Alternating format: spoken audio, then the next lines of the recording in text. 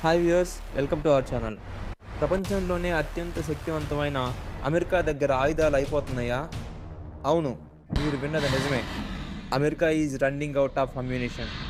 ఇరాన్తో జరుగుతున్న ఈ యుద్ధం భూమి మీద కాదు, ఆకాశంలో జరుగుతున్న మిసైల్ వార్.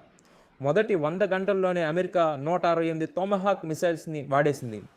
అంటే కేవలం 4 రోజుల్లోనే $600 మిలియన్ గాలిలో కలిసిపోయాయి. ఇక్కడే అసలైన ట్విస్ట్ ఉంది.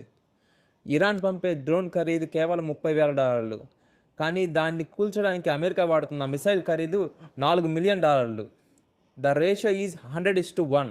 అంటే ఇరాన్ ₹1 ఖర్చు చేస్తే అమెరికా $100 తగలేస్తుంది. మిసైల్స్ అంటే బిస్కెట్ ప్యాకెట్స్ కావు, వెంటనే తయారు చేయడానికి.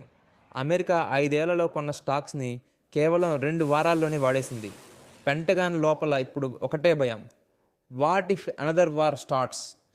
మరో యుద్ధం వస్తే అమెరికా దగ్గర మిసైల్స్ ఉంటాయా?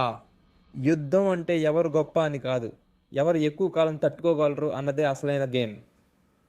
Modern warfare is number game. మరి అమెరికా ఈ నంబర్స్ గేమ్లో గెలవగలదా? మీ అభిప్రాయం ఏంటో కామెంట్ చేయండి. మరిన్ని డిఫెన్స్ అప్డేట్స్ కోసం ఇప్పుడే సబ్స్క్రైబ్ చేయండి.